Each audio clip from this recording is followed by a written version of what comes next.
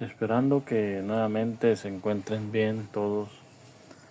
Es un gusto dirigirnos hacia ustedes para continuar estudiando los estudios del venerable maestro Samael Aun Weor.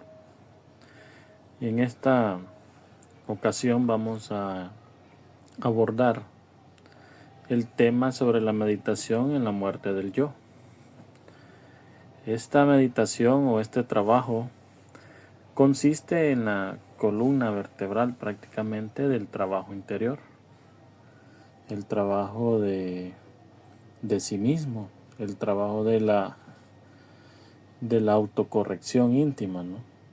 Entonces vamos a abordar parte de todo lo que el esfuerzo y toda la mecánica que hay que desarrollar para llegar a la disolución de un yo o del ego. El yo no es algo individual, sino una suma de agregados psíquicos, un total de múltiples yoes, pendencieros y gritones, donde dice el venerable, donde tenemos yoes de los celos, yoes del resentimiento, tímidos, lujuriosos, iracundos, etcétera, ¿no? No es un solo yo que vive dentro de nuestra psiquis, dentro de nuestro mí mismo, sino que son una multiplicidad de yoes, ¿no? que conforman el ego. Algunos de estos presentan la ira, otros la codicia, aquellos la lujuria, estos otros la envidia, ¿no? Otros el orgullo, y después continúa la pereza, la gula y todos sus infinitos derivados.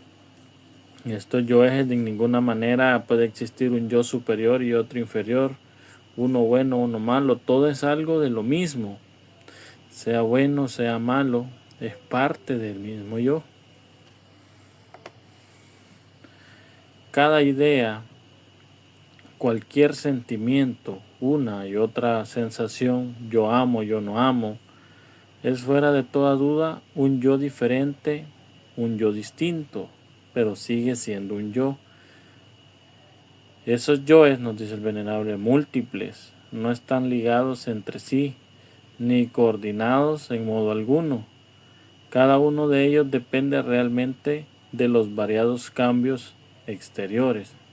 Cada yo se va manifestando de acuerdo a la circunstancia que tenemos a nuestro alrededor, según en lo que vamos viviendo de instante en instante. Los diferentes yoes se van reaccionando o van manifestándose en nuestra psiquis. Y es por eso que si nos insultan, insultamos. Si alguien nos ofende, ofendemos o nos sentimos lastimados, o depende, ¿no? Se puede manifestar la ira. Y así, etcétera, etcétera. Todo va dependiendo de la circunstancia de nuestro alrededor. Tal yo sigue fatalmente a tal otro, dice el venerable, y algunos hasta se dan el lujo de aparecerse acompañados de otros, pero es obvio que no hay en ello ni un orden ni un sistema. Algunos grupos caprichosos de yoes, pendencieros y gritones, tienen entre sí ciertos lazos psíquicos y constituidos por asociaciones naturales de tipo completamente accidentales, recuerdos fortuitos o semejantes especiales. Hay yoes que se manifiestan, ¿no?, al mismo tiempo, de acuerdo a la situación o recuerdos que tengamos. Por ejemplo, si un hombre ve a su pareja hablar cerquita o quedito, como dicen en México, de otra mujer,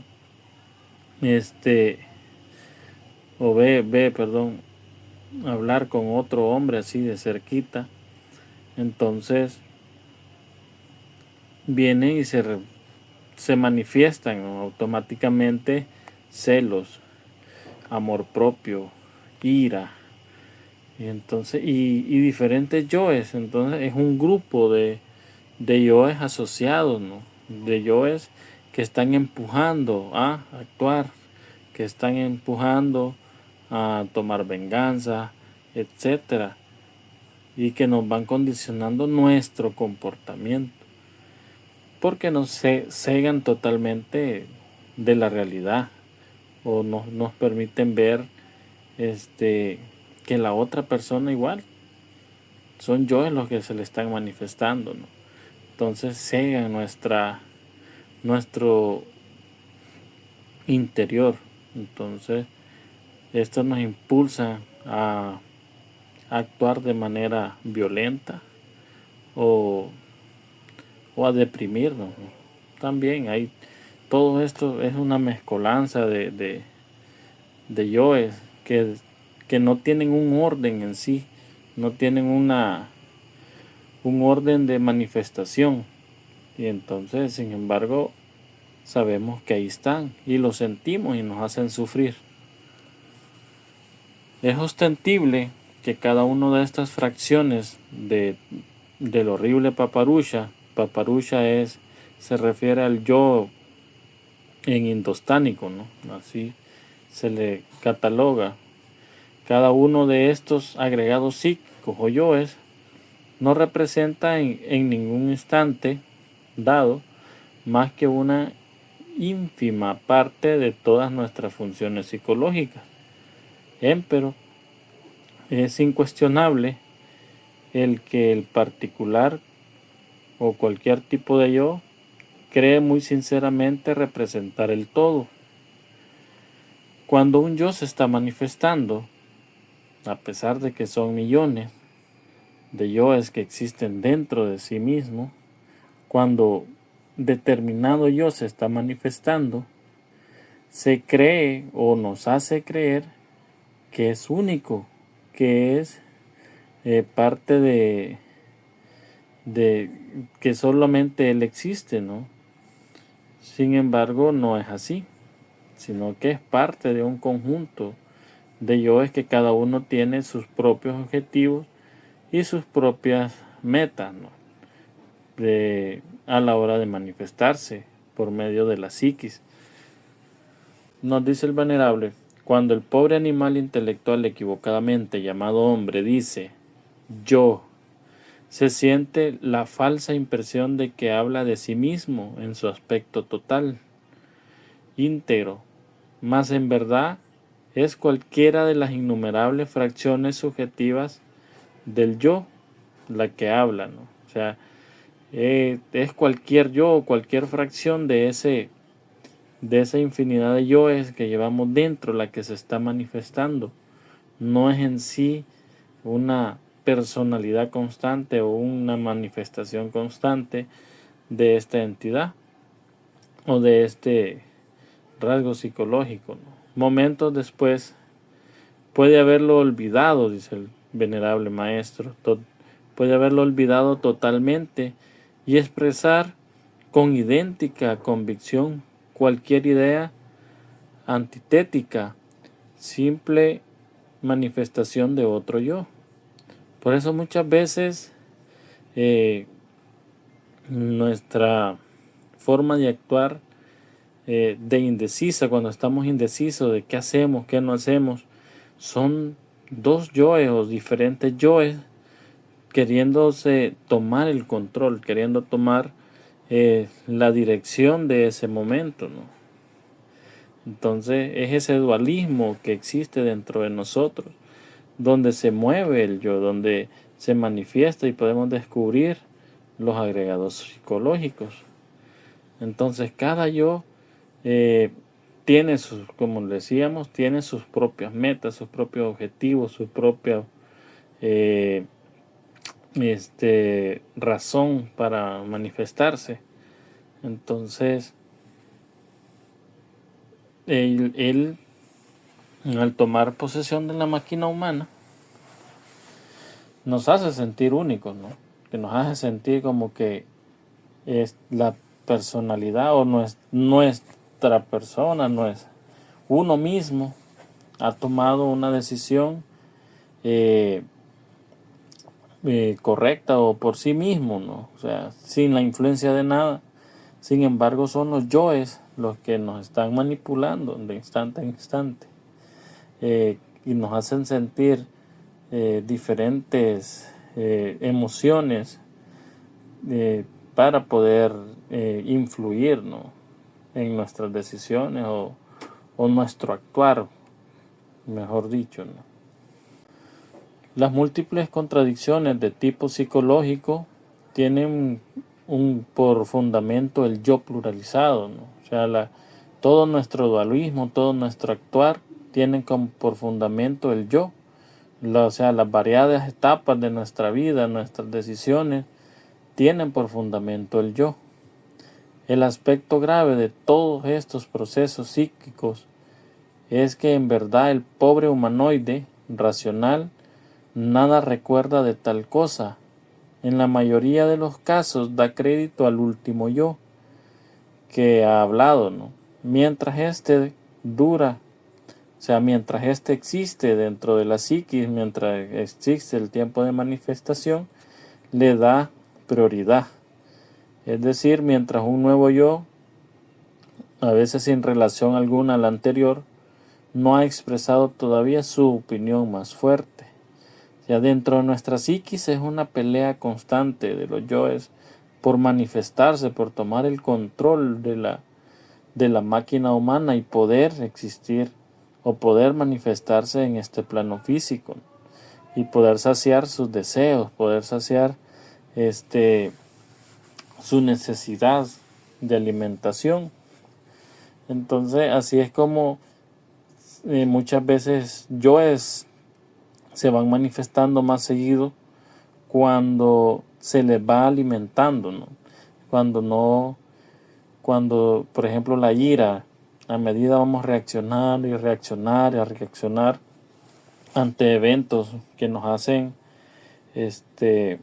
manifestar nuestra ira, esta se va alimentando y se va haciendo cada vez más robusta, más fuerte para poderla trabajar.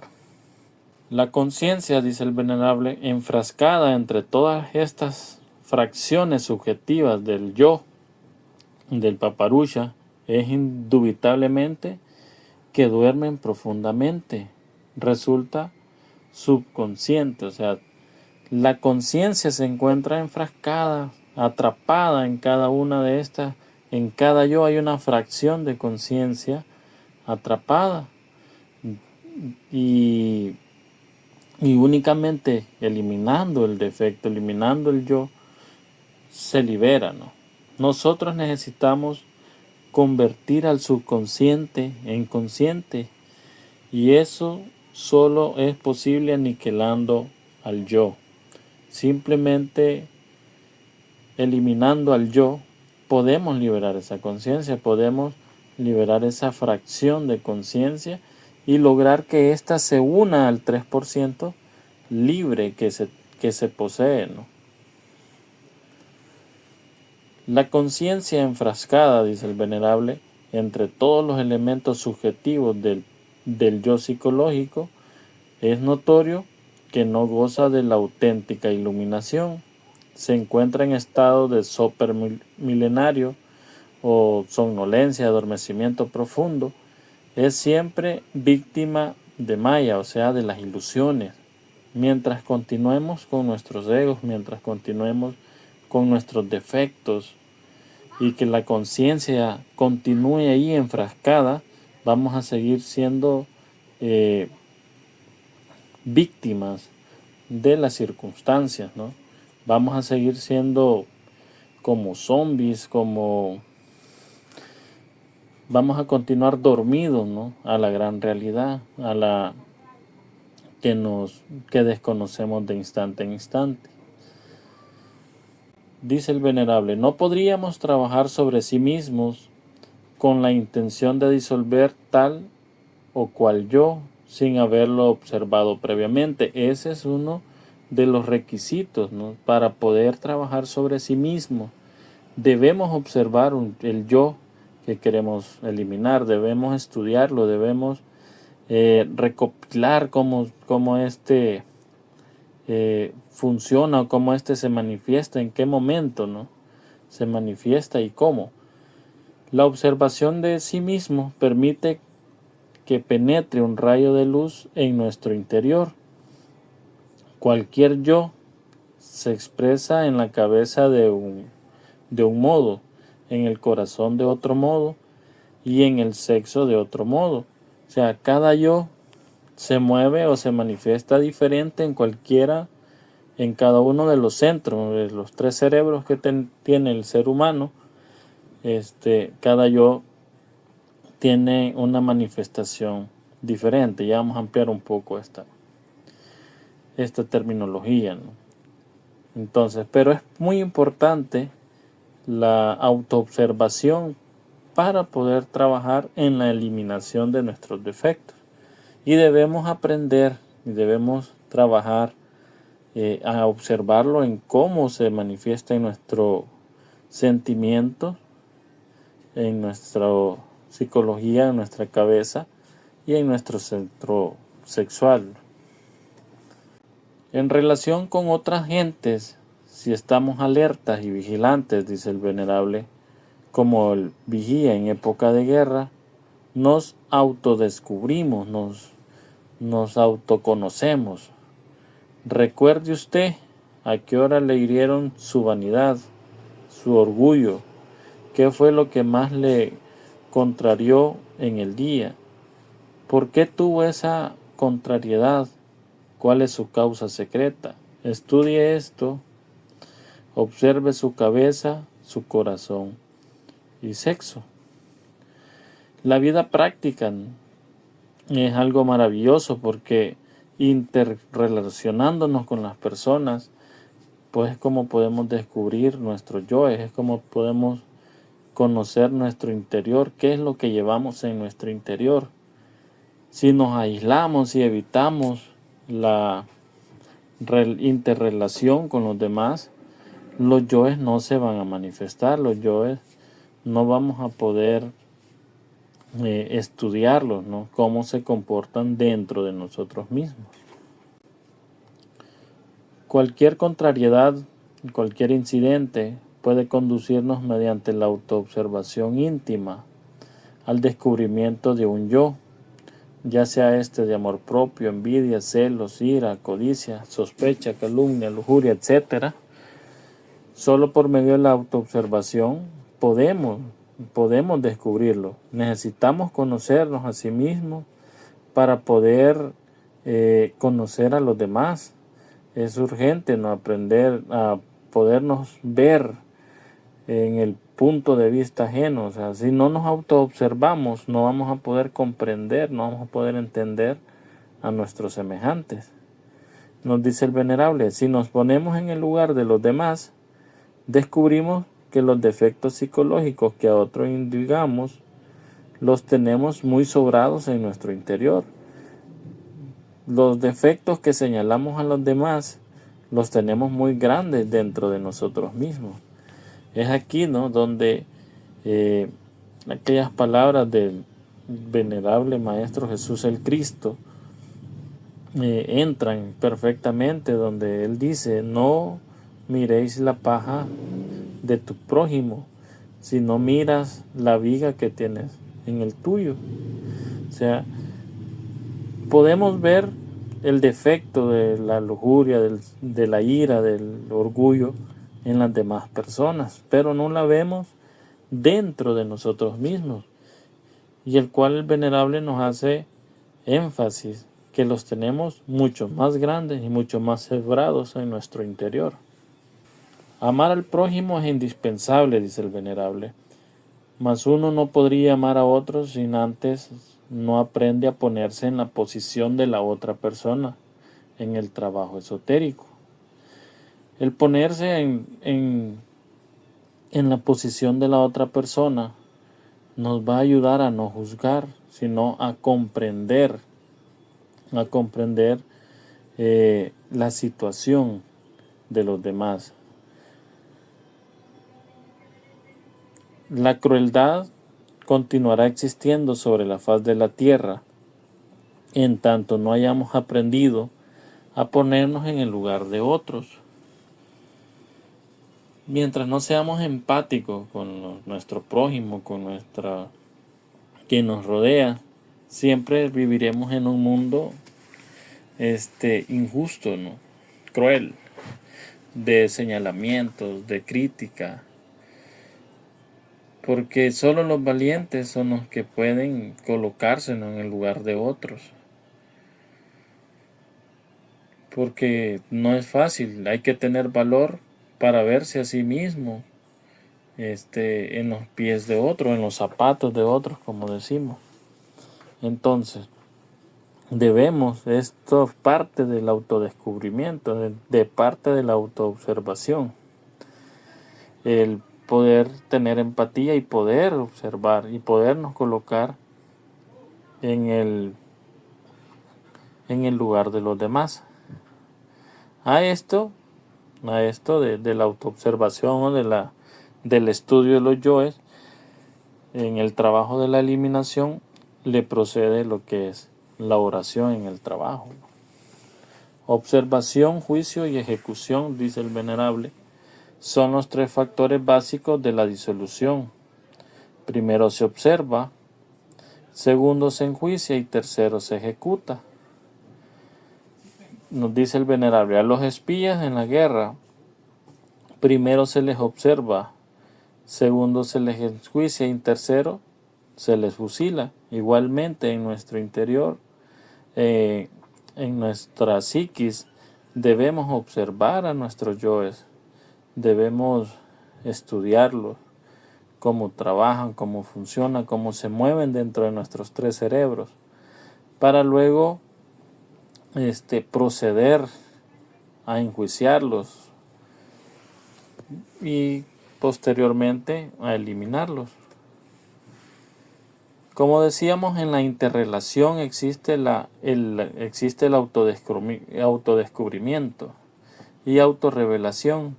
Quien renuncia a la convivencia con sus semejantes, renuncia también al autodescubrimiento, porque solo en relación con los demás se manifiestan nuestros defectos, porque solo lo que nos rodean pueden hacer que nuestros defectos se manifiesten. Si estamos en un lugar apartado, retirados, donde nada, ninguna impresión nos altere, no es posible descubrir los defectos que existen dentro de nosotros mismos.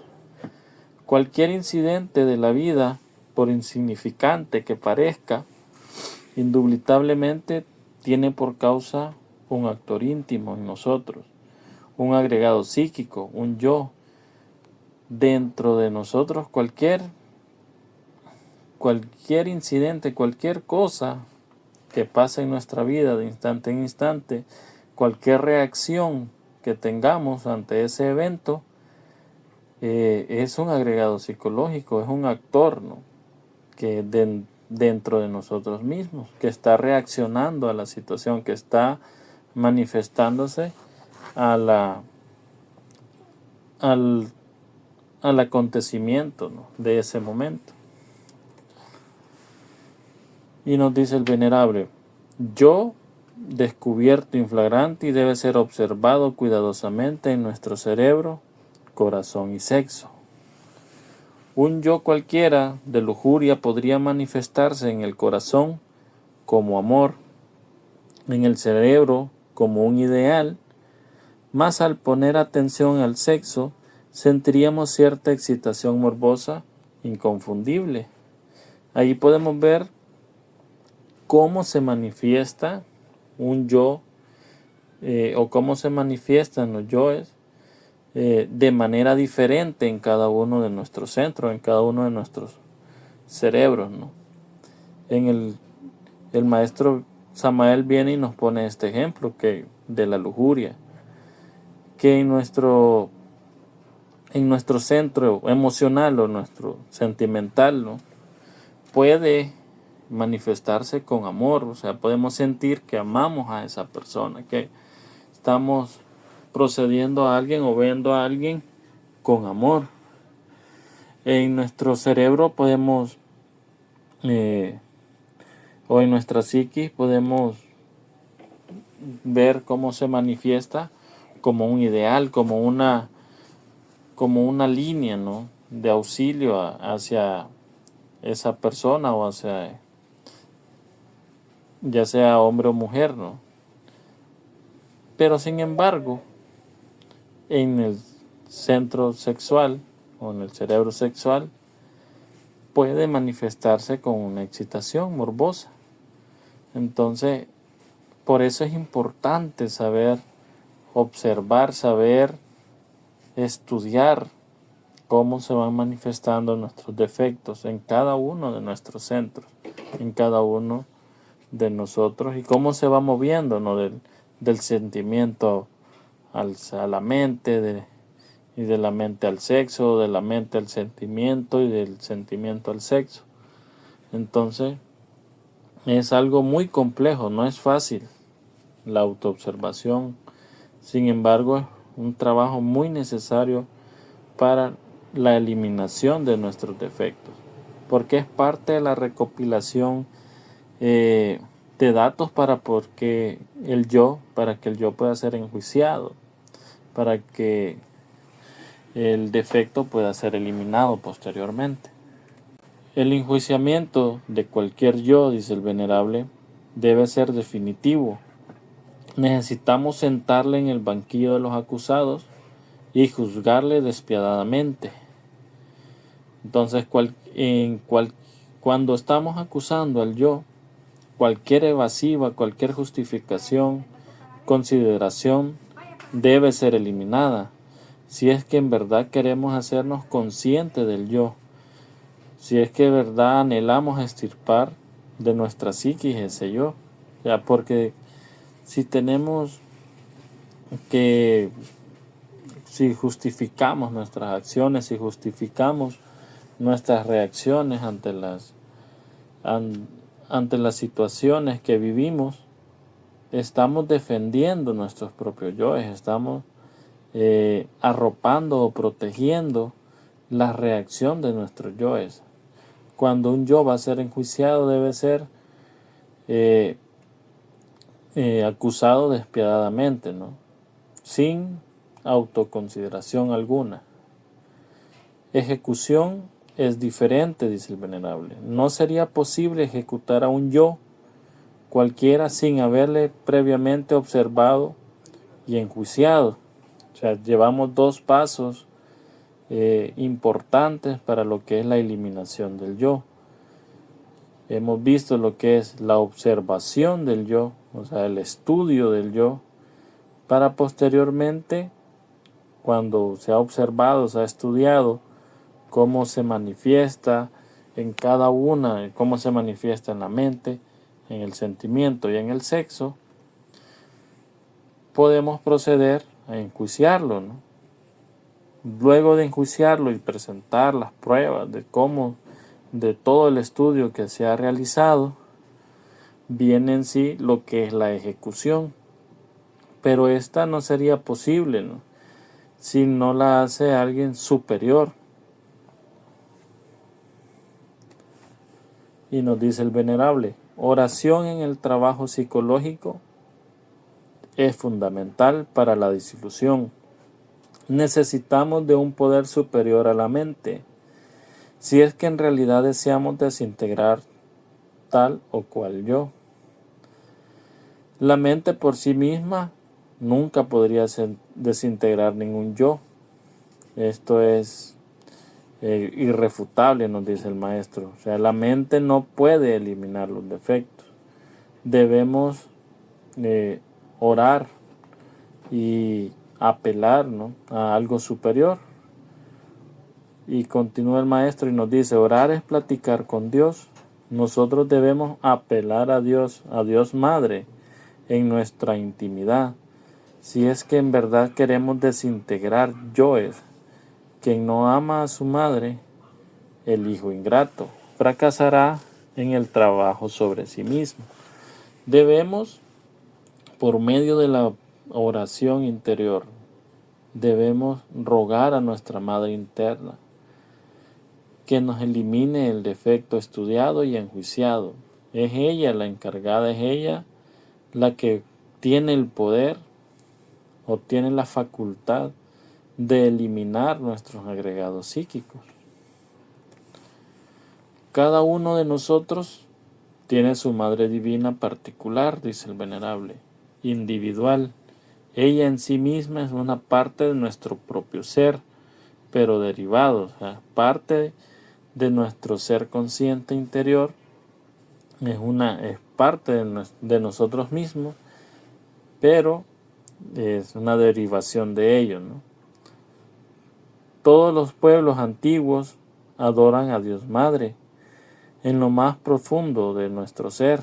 El principio femenino, el eterno, es Isis, María, Tonantzin, Cibele, Rea, Adoninia, Insoberta, etc. Son los diferentes nombres que se le han dado en las diferentes culturas a esa figura de Dios Madre, la cual existe dentro de cada uno de nosotros.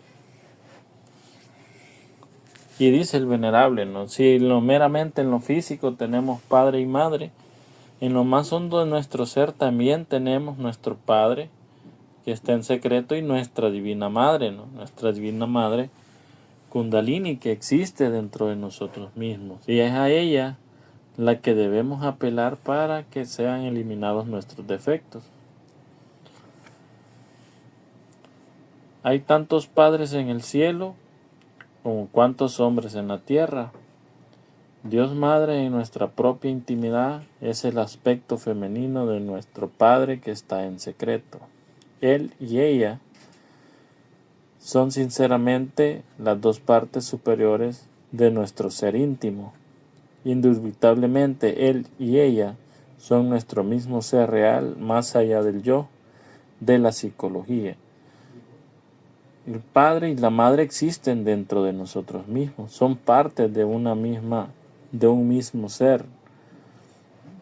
Como la Trinidad, ¿no? Es una derivación del Padre, así también en nuestro ser existe esa derivación en nuestro interior. Nos dice el venerable, cuando hayamos muerto radicalmente, cuando todos los elementos indeseables hayan sido eliminados después de muchos trabajos conscientes y padecimientos voluntarios, nos fusionaremos e integraremos con el Padre Madre. Entonces seremos dioses terriblemente divinos, más allá del bien y del mal. Cuando el aspirante ha eliminado en su totalidad sus defectos, sucede, ¿no?, la integración al Padre Madre, el trascender y pasar más allá del dualismo de esta tierra, más allá del bien y el mal. El bien y el mal es el dualismo que representa a los yoes, ¿no? Ese dualismo, esos dos caminos que existen dentro de nosotros mismos. Nuestra Madre Divina particular, individual, mediante sus poderes flamígeros, puede reducir a polvareda cósmica a cualquier de estos tantos yoes, dice el venerable, que haya sido previamente observado y enjuiciado. Son los dos requisitos que se deben cumplir para poder apelar a nuestra Madre la eliminación de cual o tal defecto, ¿no? Haberlo observado y enjuiciado. Ningún yo se disuelve instantáneamente, nos dice el venerable Maestro Samael.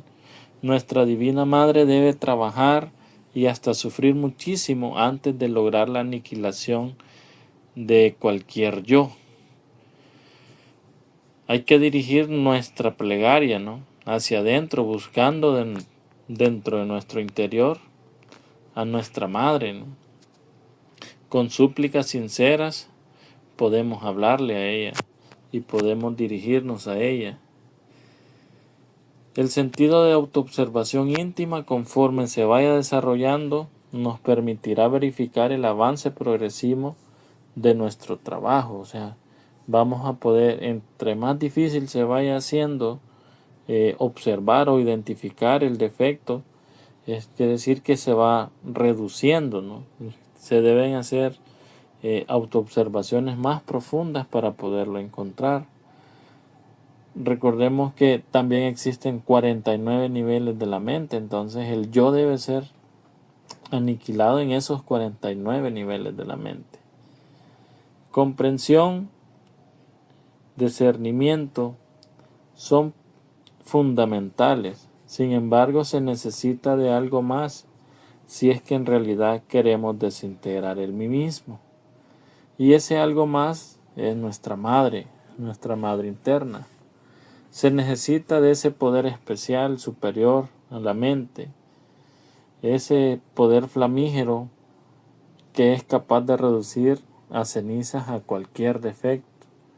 Solo nuestra madre posee ese poder, ¿no? Estela Maris, nuestra divina madre, tiene ese poder para pulverizar a cualquier defecto psicológico. Porque con la mente podemos darnos el lujo de rotular cualquier defecto, pasarlo de un departamento a otro, exhibirlo, esconderlo, etcétera, mas nunca podríamos alterarlo fundamentalmente, nunca podríamos eliminarlo. Solo nuestra Madre Divina interior, a través de nuestro padecimiento voluntario, a través de nuestra autoobservación y el enjuiciamiento que se le haga a cada uno de estos defectos, ella le damos las herramientas, ¿no?, para poder eliminar los defectos. Nuestra Madre Divina, dice el Venerable, vive en nuestra intimidad, más allá del cuerpo, los afectos y la mente. Ella es por sí misma un poderigno superior a la mente. Nuestra Madre Cósmica particular, individual, posee sabiduría, amor y poder. En ella existe absoluta perfección. Por eso debemos apelar a ella, por eso debemos acercarnos a ella, a nuestra Madre Divina, suplicándole como un niño, como cuando nos dirigíamos a nuestras madres terrenales, ¿no?, pidiéndole un favor. Así debemos apelar a nuestra Madre interior, a nuestra Madre Divina, por medio de la oración sincera, por medio de la oración interior. Las buenas intenciones y la repetición constante de la misma de nada sirven, dice el Venerable, a nada conducen. O sea, repetir buenas intenciones o tener buenas intenciones no nos van a llevar a la eliminación de los defectos. Y dice el Venerable, de nada servirá repetir, no seré lujurioso. Los yoes de la lasciva en todas maneras continuarán existiendo en el fondo mismo de nuestra psiquis. De nada servirá repetir diariamente, no tendré más ira.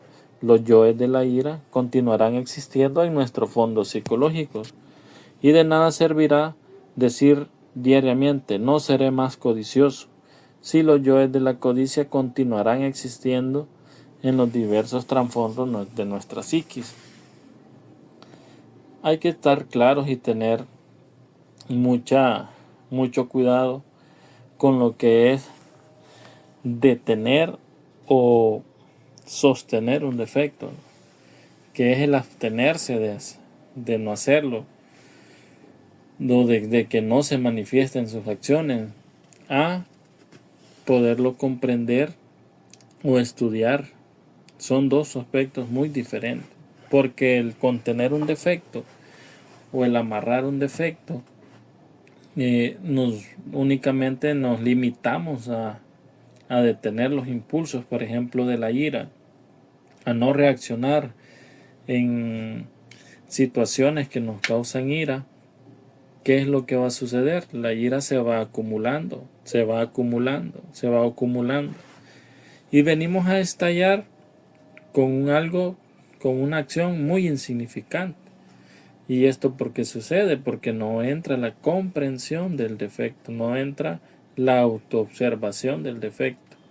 Simplemente estamos reteniendo la acción, simplemente estamos, como se dice normalmente, tragándonos lo que sentimos, ¿no?, tragándonos toda esa ira. Y lo que va a hacer es que va a ir creciendo hasta ser incontenible. Y también, de nada serviría apartarnos del mundo y encerrarnos en un convento o vivir en alguna caverna si los yoes dentro de nosotros siguen existiendo. Debemos el trabajo de este mundo, el trabajo verdadero que debemos realizar es eso, descubrir cada uno de nuestros defectos psicológicos y combatirlos, estudiarlos y enjuiciarlos para que nuestra divina madre interior pueda eliminarlos, ¿no? Ese es el verdadero trabajo del autodescubrimiento. Ese es el trabajo en sí de este mundo, de esta universidad, de este mundo físico, ¿no? Solo la eliminación de los defectos nos va a hacer acercarnos más a nuestro Padre interior, para poder algún día fusionarnos con nuestro Padre y Madre, el cual existe más allá, ¿no?, del bien y el mal, como mirábamos anteriormente. Y nos dice el venerable: algunos anacoretas cavernarios, a base de rigurosas disciplinas, llegaron al éxtasis de los santos y fueron llevados a los cielos, donde vieron y oyeron cosas que a los seres humanos no se les es dado comprender. Sin embargo, los yoes continuaron existiendo en su interior. Incuestionablemente la esencia, dice el venerable, puede escaparse del yo a base de rigurosas disciplinas y gozar del éxtasis. Sin embargo, después de la dicha, retorna al interior del mí mismo, se escapa por instantes del frasco del yo, de la aprehensión del yo, para poder escuchar y ver es la gran realidad. Sin embargo, cuando regresa a este mundo físico, vuelve a ser atrapada nuestra conciencia y siguen existiendo los yoes. Y esto sucede porque no hay un trabajo de eliminación de defectos, no hay un trabajo de eliminación del yo psicológico, ¿no? Dice el venerable: quienes se han acostumbrado al éxtasis sin haber disuelto el ego, creen que ya alcanzaron la liberación, se autoengañan creyéndose maestros y hasta ingresan a la involución sumergida. Pueden tener, como se dice, la enfermedad del éxtasis, ¿no? Pueden estar acostumbrados y dominar su cuerpo y someterlos a samadhi. Pero si no se elimina el defecto, si no se trabaja sobre sí mismo en la eliminación de los defectos, ¿qué sucede? Cuando desencarna debe siempre nuestro interior, nuestra fuerza, nuestro ser interior, nuestra conciencia debe pasar por la involución sumergida para poder eliminar los defectos. Debe ingresar a la muerte segunda. No basta que por medio de grandes esfuerzos podamos salir y tener el éxtasis, ¿no? Podamos ver la gran realidad o tener la dicha de penetrar en las regiones superiores si no trabajamos en la eliminación de los defectos. Siempre pasaremos por la muerte segunda. Cualquier intento de liberación, por grandioso que éste sea, si no tiene en cuenta la necesidad de disolver el ego, está condenado al fracaso. Si la liberación de nuestro interior no contempla la necesidad de disolver o eliminar cada uno de nuestros defectos, no vamos a ningún lado, no vamos a prosperar a ningún lado, ¿no? Todo el trabajo de este mundo físico es ese, el autodescubrimiento y la eliminación. Recordémonos, las bases de nuestro estudio, las bases de nuestro trabajo siempre deben ser nacer, morir y sacrificio por los demás. En esta conferencia estamos aportando lo que es o abordando lo que es el factor morir, lo que es el trabajo en la muerte de nuestros defectos. Debemos tomarlo muy en serio, debemos hacer un trabajo muy serio, ¿no? Si queremos liberarnos del sufrimiento de la dualidad de este mundo. Porque mientras continuemos con el yo dentro de nosotros mismos, mientras continúe esos defectos existiendo dentro de nosotros mismos, seguiremos con el sufrimiento de esta tierra, seguiremos con el sufrimiento de la región física, ¿no? Porque es esa la naturaleza de esta región, el sufrimiento. Pero ¿quién es el que sufre? ¿Quién es el que se retuerce en nuestro interior? Es el yo psicológico, porque se retuerce cada vez que no logra su alimento, se retuerce cada vez que no logra su objetivo.